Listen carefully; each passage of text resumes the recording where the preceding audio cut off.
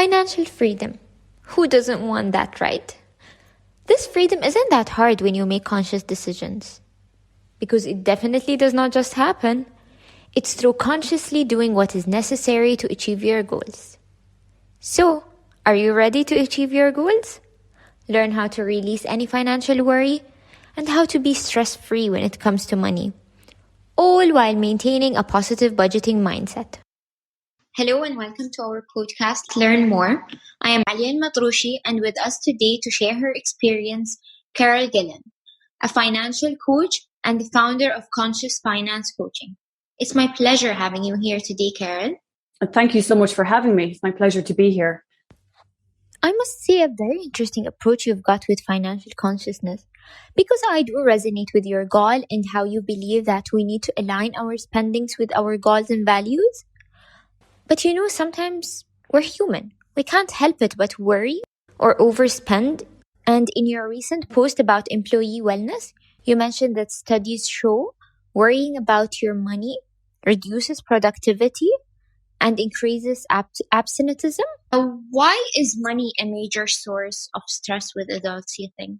Well, if you think about it, money impacts everything that we do. So it's such a powerful energy in our lives.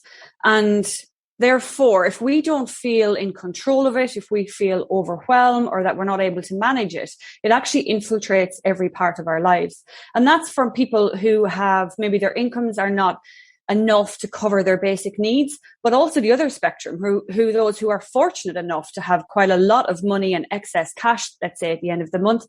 If you don't feel that you are capable of managing it, or that your mindset has a huge part to play in it as well, because you're terrified maybe of losing it. So I think that it's a combination of the mindset that you have when it comes to money, the fact that it impacts everything that we do on a daily basis. If you break it down, there's very little that money does not have some element of impact on in our lives. And also, I think that traditionally, money and finances and investing has been kind of projected as a complicated issue. And there's so much shame around, not feeling confident about managing it and investing. And if you find yourself in debt for sometimes really, unavoidable reasons, the shame that's attached to that, and then the stress that then drives. Because I find with my clients, vast majority of them, if not almost all, will say, I'm the worst, aren't I? Everyone thinks that they don't know enough. And everybody else is really good with their money, when it's in fact quite the opposite. We just don't talk about it. It's true. And like you said the mindsets. Do you think it's easy or hard to change mindsets when it comes to money? Like, it's your thing. So what do you think? Yes, I think it varies by person. I think the first thing you need to do is acknowledge it, because so much of mindset is unconscious. And one of the things I do with my clients is ask them just to sit back and think about how money was spoken about in their family, or when they were growing up, what kind of language was used about money, or what was their money experience, whether they had, a poor background or a rich background, and the language that was used around that, because that's where our mindset very often comes from. And just being aware of that. And if you're willing to be conscious, which is where the conscious comes in, if you're willing to be conscious of that, I do think most people, you can very quickly adjust that mindset. But it takes a bit of work to kind of catch it. And even I found this myself. Sometimes it could be 2 or 3 days after, a thought comes in and I react based on that unconsciously. And it might be 2 or 3 days later when the penny drops and goes, oh, wow, I did that. So it's a muscle we need to really work on continuously. And if you're willing to do that, then I think that, yes, you can absolutely change your mindset once you're conscious and are building the awareness around it. And also accept that everyone's is different, because there is no one shoe fits all in this scenario. Like, a very common thing that our parents would have said to us was things like, do you think money grows on trees? Right? That's a very common known statement. We can't buy that. Do you think money grows on trees? But that can manifest, a mindset very different in siblings. So one sibling could come out and say a scarcity mindset. And realize that they just think there isn't enough, and therefore, and this is something that I would have experienced personally. unconsciously there isn't enough. I need to constantly earn. I need to always make sure that I have enough money coming in, because sometimes it might end. It doesn't grow on trees. It might just end. Therefore, I need to earn as much as quickly as possible and save it. Other people, and my you know, I'm not saying my brothers, but potentially some of them might have actually manifested in their lives. It could have been thrown away. Look, it's going to end anyway. So what's the point? And they end up doing the opposite. So it really is very individual. And I think not comparing yourself to other people. We'll talk about it, absolutely, share experiences, but just look within yourself and your own experience. And then you definitely, that gets you a long way to adjusting your mindset to a more positive one. I like how you mention how different people are, and like how different mindsets are, and like that comparison is a no here. So that was beautiful to me. How do you believe people can be stress-free when it comes to money? Because as you said, like everyone can view it differently, but some would stress about like money does not grow on trees and how can we like live. So how do you believe people can be stress-free when it comes to money? I don't believe you can be stress-free. Minimize the stress, let's say. Exactly. We can minimize and we can manage, and we can actually use it to our advantage, because I think it's impossible to have a stress-free life. No matter how you create your lifestyle, there's always going to be elements of stress. It's about managing it and not letting it overwhelm you and drag you down, essentially. So I think first thing to do is get clarity. So, because a lot of like people I talk to and the clients that work with me, they use the phrase, I've buried my head in the sand too long. It's time I faced up to this. And we talk about how, you know, doing nothing is actually generating stress as well, because at the back of your mind, you know, I need to do that, I should do that, and all of the negative thoughts that come with that. And it's creating stress. Whereas my approach is, well, if you're stressed anyway, why not actually turn that stress into action and go, okay, I'm going to do something about this. And actually taking action will reduce the stress, because the more you start seeing that I can do this, I can take this under control, this can be a positive thing. Money and finances are not necessarily a negative thing in my life. I can use this to my advantage and push my life forward. And then even using that stress of, oh, but I want to make sure I have a certain lifestyle. These are my goals, and this is the lifestyle I want. And there's a bit of stress will always be there about what if I can't achieve that. Use that to motivate you and say, right, I'm going to take all the steps. I'm going to be conscious of this. I'm going to be active. I'm going to take control of it. And I'm going to make my plans, and I'm going to do my best to stick to them. And therefore that to me feels an awful lot less stressful than ignoring it, which we think, you know, if I ignore it and don't deal with it, that's will reduce my stress. It'll go away. It never goes away, does it? In any part of life, whether it's dieting or exercise or finances, and never. It comes back and slaps you. It does. And unfortunately with finances, it grows. You know, if you ignore your debt too long, it's just growing. The problem is getting bigger. And I think even when it comes to debt, you know, it's a major issue for a lot of people. I have found they're so stressed, and the stress comes from the fact that they don't know how they're going to get out of it, but also the shame that's attached. There's a lot of unnecessary shame attached to having debt. But if you take control of that and have a plan, and even if that plan is difficult, it might be 3 years before I am clear of this debt. At least you have a plan, you have light at the end of the tunnel, and you have a way to get there. And I find people end up being really excited actually about, I'm going to do it. And then they find ways that always, in my experience, my clients, they always do it faster than the plan.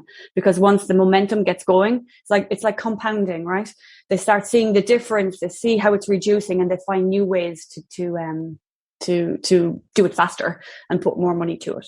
So I guess going back to answering your question, yeah, I think we can never be stress-free, but it's about, again, how mindset when it comes to stress. What am I stressed about? What's driving it? How can I use that to push my life forward? And then just being conscious of your money and in control of it, then it will absolutely reduce the stress attached. So basically we need clarity, we need consciousness, we need to take action. Yes. And then, and get past the fear. I understand there's a lot of fear and overwhelm. And once we push through that, and that's what I, really help my clients with, is pushing through that fear and being there beside them in the initial stages to get that done, then it's amazing how that momentum gets going and big changes happen. Mentioning your clients, what are the common financial challenges your clients go through? Or, like, in other words, what are the problems people face? I see you mentioning shame a lot. What do you think the most common problems are? I think initially the most common problem is the shame. It's they come to me because they feel they can't speak to their family or to their colleagues or to their friends because they're so ashamed of this financial situation that they are in. And that shame can be driven by having debt, by not having investments. Actually, a lot of my clients are like, I've had, good salaries. I'm not a crazy spender, but I've never invested, and it's embarrassing because they think that, we should be doing so much when it comes to our money. And it's that shame so they do nothing with it because they don't want to admit, I haven't done anything. I don't know what to do. I feel stupid, essentially, is what are the words that they say to me. I feel stupid. And then they get stuck. So they come to me as an independent person that they can, a bit like, your doctor or whoever, that you feel no judgment. Exactly. I won't get judged. And I won't judge them. That's the number one thing, to be honest. The second thing then would be debt. So especially in this region, I think credit card debt especially can be a problem. And once we clear that debt, then it becomes investing. People seem to have, which I totally understand, if you think about what's in the media, how investing is portrayed as complicated. And, we talk about and as women, we're not targeted for investing. Men are targeted in the media for investing. Women are not. And it's portrayed as super complicated, and you have to be excellent at maths, and it's high risk to achieve anything. And it's a lot of work, and you have to be looking at it every day and monitoring the markets. And there's that overwhelm of, I don't know how to do that, but also the shame of, I should know how to do that. So I would say but shame comes into all of it, right? So that's where it is. Initially, it's actually shaming you anyways. Shaming you anyway. We shame ourselves. And it's removing the shame first, and then dealing with the actual tangible issue that they're dealing with. Be it, I don't know how to invest and I want to, or I have a lot of debt and I don't know what to do with it. I don't understand how to clear it. You know what? I was going through your Instagram, and I love your Instagram. I follow you, by the way. Oh, thank you. So there was this post about positive budgeting as a habit in our life. Yeah. How do you believe we can create such a habit? And I love the word positive budgeting, because sometimes people can look at budgeting as a negative thing, or as, I'm not enjoying my life when I'm budgeting. So how do you believe we can create a positive budgeting habit? It comes back to mindset again, isn't it? And you're so right about the word budgeting. And this is why I deliberately put in positive, because I was trying to find an alternative word for budgeting, because it does have such negative connotations. Most people, when they hear budget, it's exactly what you said: restriction, restraint. My life is going to be boring. And again, shame. If I don't stick to my budget, I'm a failure. And that drives shame, and it's a vicious circle. So for me, positive budgeting, and how we do that is, first of all, be open to the concept, that maybe budgeting isn't the dire kind of life restricting, depressing thing that we're probably taught that it might be, unless you're an accountant, and we love them. I do love a budget myself. I'm an accountant by trade. And then thinking of it in a different way. So the way I talk about budgeting, you may have seen, is it's about manifestation. It's about telling my money what to do. And it's a tool. It's not something that's restricting me. It's something that's actually freeing me. Now, of course, there's times, if your income and your expenses are tight, or you have a major, and there is going to be difficult times, and we have to be realistic. But in the longer term, at least then you are aware of it, you are planning for it, and you're more robust and stable to be able to deal with these life events that throw your budget out the window, or major surprises. And it's also making sure that you are spending your money within your values. And this is a key piece, I think, for clients that really helps them change their mindset. Because if we are just, a common observation clients come to me with is that I'm not a big spender. I don't constantly go out and, have big nights out, or I don't have designer things, and I don't go on luxurious holidays, the usual kind of suspects of where I'm considered to be. Yeah. This is where money goes. This is where money goes when you don't have it, right? These are the cliches. And they come to me and they say, I don't do all of this, yet I never seem to have money at the end of the month. It just seems to just fall through my fingers. And it's first thing we do in that case is like, let's get you clarity as to where your money is going. And by looking at actual spend, so it's a tough one where we look at the last 3 months of where exactly their money is going. No estimates, no guessing. Let's look at your bank statements. They realize very quickly that money is going out that's not within their values. So it could be things like a lot of taxis that they didn't realize was accumulating. It's maybe 1,000 dirhams a month that they thought, a couple of hundred here, 50 there, and eating out. And they immediately go, that's not where I want to spend my money. I can easily cut back on that. And there now I already have maybe 1,000 dirhams that I can put towards something that is within my goals. And it's easy because you've got the clarity and awareness. And then it becomes a very positive thing because they're afraid of what they might see. And then they see things that go, actually, this is, and it's not me telling them, you need to do this. It's giving them realizing and having the information and the data to say, actually, this is a positive thing. And now I can make changes that are quite easy in the short term. The bigger issues obviously take longer. And then they start looking at every month going, right, this is what I'm going to spend on this, this and this. And a lot of people, it actually becomes, what's the word? Not a game, but like they look forward to it. They quite enjoy it. And yeah, so that's how I work with clients to kind of flip that mindset from restriction to abundance, essentially, and manifesting what you want. So setting your goals and then using your budget to go, okay, I'm starting here. I want to get here, and here's how I've mapped out to do that. Yeah, true. Having a goal objective, maybe. Yes, it's very important. It's a bit like knowing your why. Why am I doing this? Having a goal set, and especially when it's hard.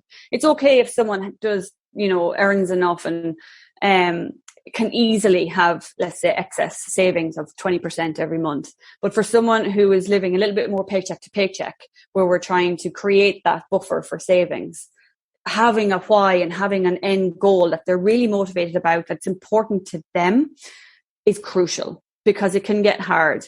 And that's actually another piece where it's important to forget the shoulds. Forget what everybody else says you should be doing with your money. What's important to you, and budget for that. So if you want a designer handbag for your 40th birthday in 2 years' time, do it. Start now, start planning for that, put bits aside every month and do it. Because I have people go, oh no, I shouldn't do that because that's not if that's what's important to you at that point in your life, obviously, we want bigger goals as well with deposits for houses, investing for retirement. But if that's what you want. But if that's what you want, that's what you want. And that's your business, no one else's business. And it's important to have fun things in there. So why have it all just in long term? I'm going to retire in 40 years. Like, that's hard to maintain. And this is back to shaming. Like, don't shame yourself for wanting that bag. Exactly. Don't shame yourself. If it's genuinely within your values and important to you, and there's always a reason why, again, going back to childhood, because my mum had this handbag and she loved it. And, there's always a reason, and that's personal. Yeah. Don't worry about what anyone else says. You do you. And then it's easier. Then you're budgeting for something for you that you believe in, and it becomes a positive experience, right? True. That's beautiful. So everything you said was very important about budgeting and about money in general. But what, in your point of view, is something or is the most important information that each person should know to be able to manage their money well? The number one thing is you can do it. Vast majority of people who come to me go, I'm not able to do this. I'm not good at maths. I'm not good with numbers. I spend too much. You don't need to be good at numbers. You don't need to be a mathematician. It's about mindset. So you absolutely can do it. And then just get started. It sounds like a bit of a cliche, like exercise, just do it. But it's true. Just get started somewhere, even if it's a small thing. It doesn't matter whether it's your savings goal. If you're putting 50 dirhams away or 5,000 dirhams away every month, it's about doing it and being consistent. And then I promise it will compound and snowball from there. Just get started. Try and remove the fear and just do it. Beautiful. So everyone here, just get started. Just get started. This is what Carol is saying you. And she knows it better. Yes. So let's say for someone who's getting into financial management, like the people who are starting in it, what are the financial 101s in your point of view? I think the first thing you need to do is get clarity.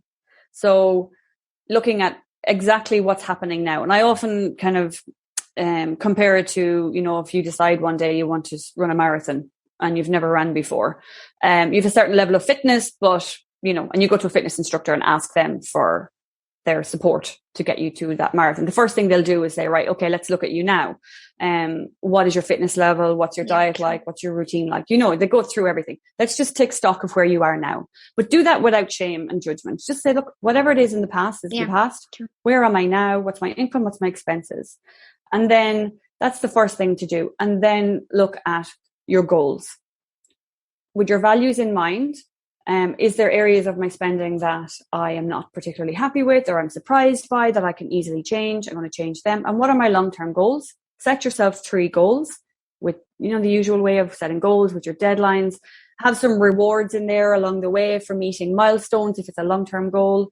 And then start budgeting to go from where I am now, where do I want to be? And then start budgeting. And just keeping that conscious awareness of how your money is being spent. Review it every month. And be kind to yourself. We all make mistakes. Every month's not going to be perfect. It needs to be flexible. Things crop up. Things happen. We've unforeseen expenses, or we have a bad month. That's okay. Just keep going. Don't just throw it in. So it's about clarity, setting your goals, and then set your budget, and then take it from there. That's beautiful. Clarity, it came up a lot today, Sophie. It's something we need to keep in mind. For sure. Clarity is everything. Because I actually call my budget sheets for my client my clarity sheets. I don't call them budgets. That's beautiful. Yeah. So finally, what would you like to share with our audience? Like a quick tip or something? I've probably given them all away already, have I? Yeah, true. I think so. I'm like asking it and I'm like, khalas, it's done. I would just reiterate. Yeah, it's already, I've given everything away. I would say, look, just reiterating, like we said, get clarity, think about your mindset. Just try and catch where you're thinking negatively about money, or even just how you think about money in general, and spend some time kind of going through that. And I would say, don't worry, everyone's in the same boat. We don't talk about it, and that's why we think that everyone is doing better than we are. But I guarantee you, if you're brave enough to put your hand up with your friends, for example, or someone you feel safe with, there will be a lot of me too in there. It's a me too from me here as well, and from everyone we know. Really, yeah, it is. It honestly is. And in a way or another, even if you're on track, you'll find a slip here and there, so it's fine. Of course, we're human. It happens. And life is unpredictable. There's only so much we can control. So also bear that in mind. It's just about giving yourself enough padding and tools so that when it becomes unpredictable, you are prepared. Yeah, true. Thank you very much, Carol. Thank you for your time. Thank you for all the tips and tricks you gave us, and for the positive money talk we had today. My pleasure. Thank you again for having me. It was really lovely to talk to you. And the topic, as you could probably tell, I could talk about all day. I love it. Yeah, I can see the passion and like you saying everything and pouring your heart out. It's very beautiful. Thank you very much. No, thank you. Thank you. If you would like to enhance your personal financial journey, Loon is now available for UAE residents on both App Store and Google Play. Please subscribe to the podcast in your podcasting app to get weekly updates, and follow us on Join Loon. I've been your host, Ali Al Matroshi. Don't forget to leave a review so we can know what you think.